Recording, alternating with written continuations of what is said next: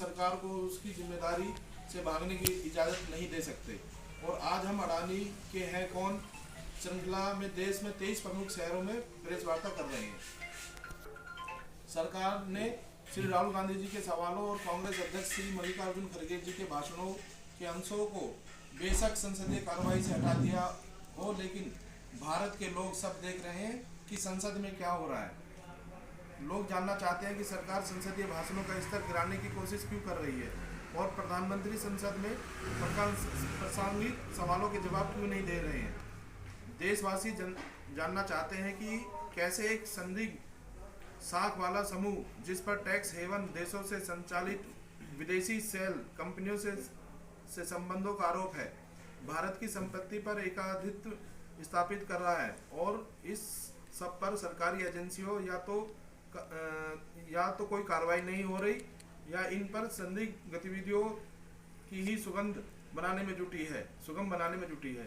भारत के लोग बहुत बुद्धिमान हैं और वे मोदी जी के और उन पूंजीपतियों के बीच संपूर्ण पारस्परिक तालमेल को समझ सकते हैं। वे जानना चाहते हैं कि प्रधानमंत्री ने एक पूंजीपति को विश्व के दूसरे सबसे अमीर व्यक्ति बनाने में मदद क्यों की। वह इस गंभीर अंतर्राष्ट्रीय खुलासे पर चुप क्यों है। साथियों, हमारा मकसद ये है कि जिस तरह से आप देख रहे हैं कि पिछले कुछ सालों में 296 नंबर पर अडानी जी आते थे और अभी आपने देखा है इसी साल में वो दूसरे नंबर पर आ गए थे। आखिर ऐसा उनके पास क्या मंत्र है, ऐसा उनके पास क्या जादू की छड़ी है कि जो उन्होंने सिर्फ बाकी पूरे देश में प्रदेश में लोग बेरोजगारी भुखमरी से त्रस्त हैं और एक ऐसा व्यक्ति, एक ऐसा समूह जिसकी कई गुनी आय संपत्ति बढ़ती जा रही है, ऐसा उनका क्या सोर्थ है कि वो जो दुनिया के दूसरे नंबर पे वो आ गए हैं।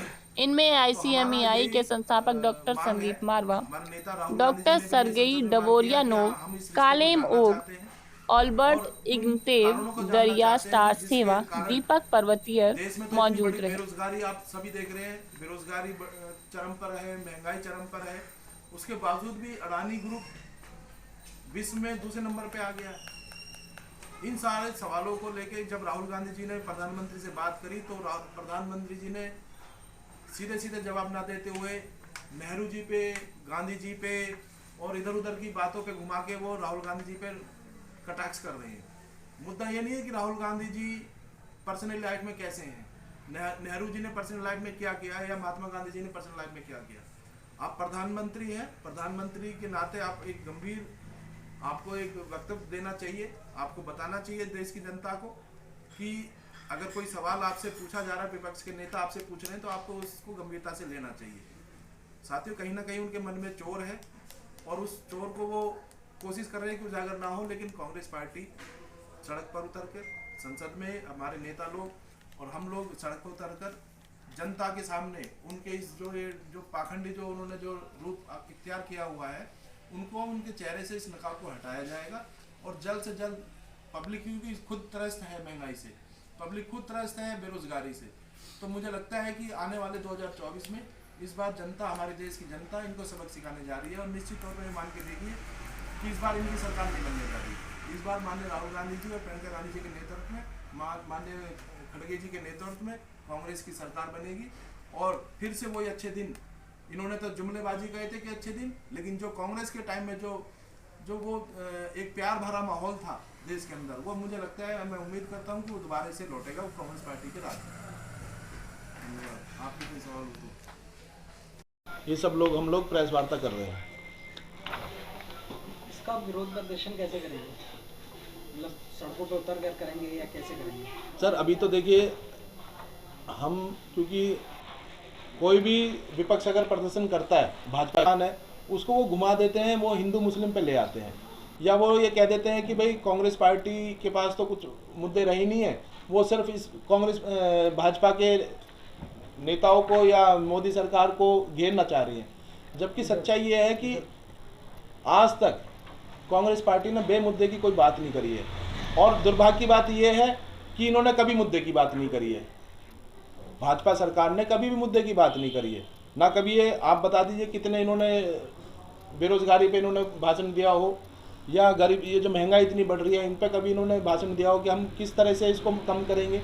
आप बता दीजिए। हमेशा पाकिस्तान, चीन, हिंदू, मुसलमान, पाकिस्तान का आदमी भूखा मर रहा है, उससे हमारा पेट नहीं भरेगा।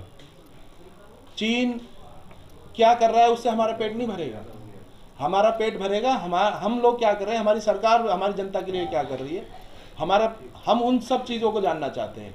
इनके पास क्या पॉलिसीज़ हैं, क्या एजेंडा है देश के अंदर। ये जो महंगाई बढ़ रही है, इसको कम करने के लिए, बेरोजगारी को कैसे ख़त्म करेंगे, है ना।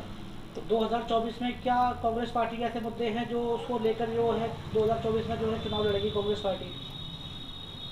देखिए, कांग्रेस पार्टी का कोई ऐसा मुद्दा नहीं है कि हम कोई अलग से मुद्दा लेके आ रहे हैं। हम जनता का मुद्दा लेके कांग्रेस चुनाव में आएगी, जो जनता के जो जेन्युइन मुद्दे हैं।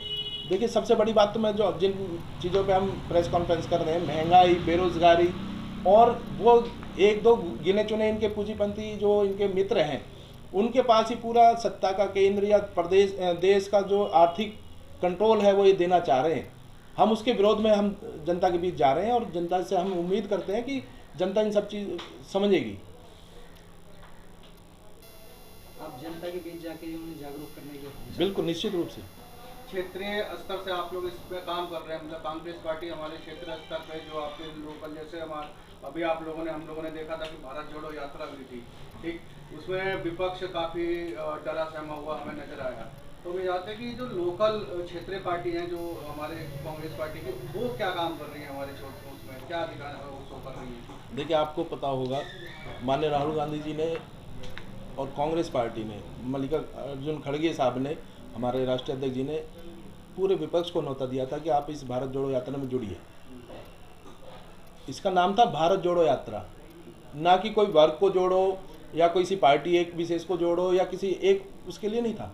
ये था भारत जोड़ो यात्रा। भारत में तो जितनी भी तमाम वर्ग हैं, जितनी भी पार्टियां हैं, जितने भी तबके हैं, 36 बिरादरी, सारे कौम, सबको मिला के जोड़ने की बात राहुल गांधी जी ने करी थी। हमने तो विपक्ष को न्योता भी दिया था, विपक्ष के लोग, काफ़ी लोग पहुँचे भी थे जो हमारी आइडियोलॉजी से सहमत है, वो लोग आए भी थे। हमारा मकसद ये है कि देखिए, कांग्रेस पार्टी कश्मीर से लेकर कन्याकुमारी तक सबसे लार्जेस्ट पार्टी है बीजेपी के बाद। अगर बीजेपी को कोई हरा सकता है, वो कांग्रेस पार्टी हरा सकती है। लेकिन अब राहुल गांधी जी को तो ये ईडी सीबीआई से डरा नहीं सकते, लेकिन क्या करते हैं, क्षेत्रीय पार्टियों को जरूर ईडी का, सीबीआई का, इनका डंडा दिखा के ये लोग इनको डरा लेते हैं, क्योंकि क्षेत्रीय पार्टी कहीं ना कहीं कमज़ोर स्थिति में रहती है, तो वो इस चीज़ का फ़ायदा उठा लेते हैं। लेकिन राहुल गांधी जी ने तो खुले शब्दों में कह दिया है कि आप ना तो मुझे आप ईडी से डरा सकते हैं, ना सीबीआई से डरा सकते। राहुल गांधी जी ने निश्चय कर लिया है, हमारी कांग्रेस पार्टी ने निश्चय कर लिया है कि हम लोग फ्रंट पे आके लीड करेंगे, और हम सबका स्वागत करेंगे। जितने भी विपक्ष की जो पार्टियां हैं वो एकजुट होके और इनको सत्ता से हटाने का काम करेंगे।